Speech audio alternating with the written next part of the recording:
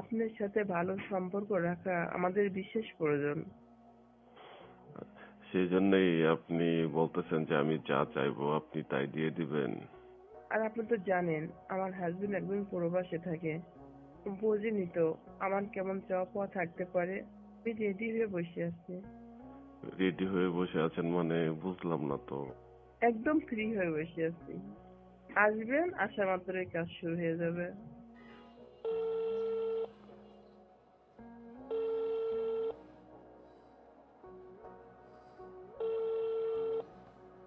Hello, আপনি কেমন আছেন?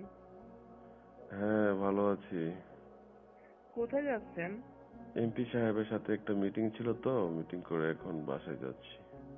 ও, আপনাদের মিটিং শেষ? হ্যাঁ, মিটিং শেষ হলো, এখন বাসার দিকে যাচ্ছি। বাসা তো অনেক দূরে, বাসায় না গেলে হয় না? বাসায় যাইতে হবে না? কোথায় যাব তাহলে? কেন, আমাদের বাসা কি পছন্দ হয় না? উম, আপনার তো সমস্যা সমাধান হয়ে গেছে, এখন কি আমাকে মনে রাখবেন?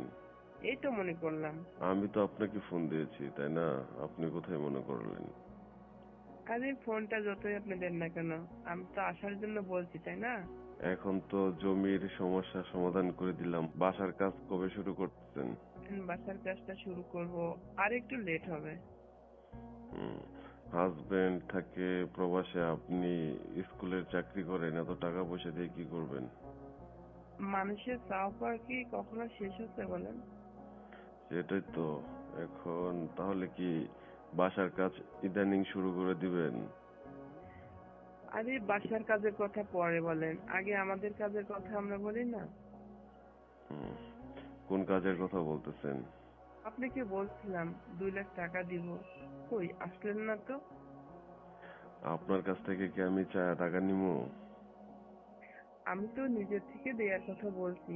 আপনি আসবেন না, না আসলে কি করে টাকা দিব আমি? আপনি যদি না দিতে চান, আমি কি আপনার কাছ থেকে বলে নেব? আর জানেনই তো আমি রাজনীতি করি, এমপি সাহেবের সাথে থাকি। আপনিও কিন্তু টাকা পয়সার কম মালিক না। একদিন আসেন আমার বাসায়, আসে টাকাটা নিয়ে যান। ঠিক আছে, যেমন একদিন, আজকে তো সময় নেই, আজকে যাইতে পারবো না। আর আপনি টাকা দেওয়ার কথা বলতেছেন, আমি ভেবেছিলাম তো হয়তো আপনি ভুলে গেছেন, জমির সমস্যা সমাধান হয়ে গেছে তো, তাই আকাশ ভাই কি এখন আর মনে নেই। এখন আপনি নিজে থেকে টাকার কথা বলতেছেন। আরে আকাশ ভাই, কি যে বলেন না! আপনার এই উপকারের কথা আমি কখনো ভুলতে পারবো না। আমি 2 লাখ কেন, আর যদি বেশি দিই তবু মনে হয় কি আমি আপনাকে সন্তুষ্ট করতে পারবো না। আমার কাছে যদি আরো কিছু দেওয়ার থাকতো সেটাও আমি আপনাকে দিয়ে দিতাম। মানে আপনার কাছে যা চাইবো সবকিছু আপনি দিয়ে দিবেন নাকি? হ্যাঁ, যেমন টাকা পয়সা, তারপরে আর কি বলবো, অনেক কিছু আছে এরকম দেওয়ার মতো যা দিলে কখনো শেষ হবে না। প্রশংসা করেও কখনো শেষ করা যাবে না। এরকম কিছু চাই, দেখেন আপনাকে দিতে পারি কিনা। শুনেন, যেহেতু এখন আমাদের দল ক্ষমতায়, এমপি সাহেবের কাছের লোক আমি, এই 2-4 লাখ টাকা পয়সা এগুলো হচ্ছে হাতের ময়লা, এই টাকা পয়সা দিয়ে কি করবো? আর আপনার কাজটা করে দিতে আপনাকে অনেক ভালো লাগছে বিদায়, মানে আপনি স্কুলের ম্যাডাম, আর তাছাড়া আপনার হাজবেন্ড দেশে নেই, সেই ক্ষেত্রে একটু মায়া মহব্বত হয়েছিল, সেই জন্য আর কি আপনার কাজটা করে দিয়েছি। আমার হাজবেন্ড কাছে থাকলে শুধু কি এই কাজটাই করতো? যাবতীয় কাজ তো সেই করতো, তাই না? সে তোমার হাজবেন্ড, এখন কাছে নাই। এখন কি আর করবে সব কাজ? তাই আর কি আপনি জমির কাজটা করে দিয়েছেন। তো আপনি কি বলতেছেন যে সিরিয়াসলি টাকা দিবেন 2 লাখ? আমি তো এই টাকাটা অনেক আগেই রেখে দিয়েছি। শুধু আপনার অ্যাকাউন্টে টাকাটা দেবো কিনা এটা জানার অপেক্ষায় ছিলাম। আসলে আমিও সময় করে আপনাকে ফোন দিতে পারি নাই। হয়তো টাকার অঙ্কটা কম হয়ে গেছে নাকি, তাই আপনি কিছু বলেন নাই। আর আমিও চুপ আছি যে দেখি আপনি নিজের থেকে আমাকে কিছু বলেন কিনা। না, আমি এই দিনটার অপেক্ষায় ছিলাম আকাশ ভাই। আমি তো নিজে থেকে আপনাকে কোনো কিছু বলি নাই, আপনি তো আজকে বললেন যে টাকা নেওয়ার কথা। আপনি যেখানে যাচ্ছেন বাসায় যেতে হবে না, আপনি আমার বাসায় চলে আসেন। অনেক কথা হবে, আর আমি নগদ হ্যান্ড ক্যাশ আপনার হাতে দিয়ে দিব। হয়তো আমি একটু হালকা হতে পারবো আপনার এই টাকাটা দিতে পারলে। দেখেন, আপনি তো আমাকে ভালো মতোই চিনেন। সেটাই, এমপি সাহেবের আমি কাছের লোক। আর তাছাড়া হচ্ছে আপনি এই কয়েক টাকা দিয়ে কি করব? টাকা পয়সা দিতে হবে না, আপনি অন্য কিছু দিয়ে দেন তাহলেই হবে। এখন টাকার বাইরে কি চাচ্ছেন আমাকে বলেন। ওই যে আপনাকে তো প্রথমেই কইলাম যে আপনি অনেক সুন্দরী, আপনার প্রতি একটা মায়া সৃষ্টি হয়েছিল, সেই জন্য আপনাকে হেল্প করলাম আমি। কিন্তু মায়া হওয়ার কারণটা কি? সেই কারণটার কথা তো কখনো বলা হয় নাই। ওই যে আপনি একা একা থাকেন, মানে মানুষের প্রতি তো মানুষের মায়া হবে, এটাই তো নিয়ম, তাই না? অবশ্যই। শুনেন, এত ঘুরিয়ে পিছিয়ে কথা বলতে পারি না। এ, অন্য কিছু দেন, ওই টাকা পয়সা লাগবে না। আমি তো আপনাকে দাওয়াত করতে আসার জন্য। সব কথা কি ফোনে বলা যায়? কিছু কথা আছে ওটা চোখের ভাষায় বুঝতে হয়। না, কথা বলে ক্লিয়ার হয়ে, তাহলে এটা ভালো বিষয়, তাই না? আপনার বাসায় গেলাম, হুট করে কোনো কিছু চেয়ে বসলাম, তখন আপনি দিলেন না, এটা কেমন দেখা যায়? সেই জন্য আর কি বলতেছি যে আপনি যদি, বুঝতেই তো পারতেছেন আমি কোন বিষয়ে কথা বলতেছি। হ্যাঁ, আমি বুঝতে পারছি আপনার কথাটা আকাশ ভাই। আমি যে জিনিসটা আপনার কাছে চাইতেছি ওটা কি আপনি দিতে রাজি আছেন? আসেন না, আমি তো বলছি আর কত করে বলবো। সেই জন্যই তো বলতেছি, সুরায়া ম্যাডাম কেন আমাকে বাসায় যেতে বলতেছে। হঠাৎ করে হাজবেন্ডের সাথে কথা বললাম ভিডিও কলে, দেখলাম তার মন মাইন্ড অন্যরকম, তাই নিজেকে ধরে রাখতে পারলাম না।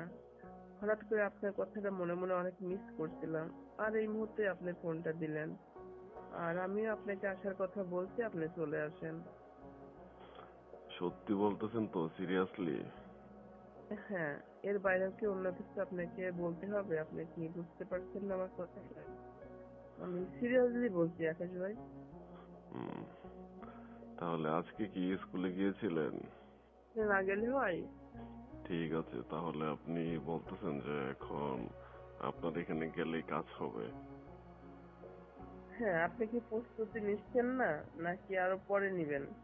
দেখেন, আমি তো এমপি সাহেবের সাথে থাকি, যদি কোনো কিছু হয়ে যায় তখন একটা, মানে লোকজন জানাজানি হয়ে গেলে তখন বিষয়টা কিভাবে নেবে, আমি চিন্তা করতেছি সামনে উপজেলার নির্বাচন করব, বুঝেছেন?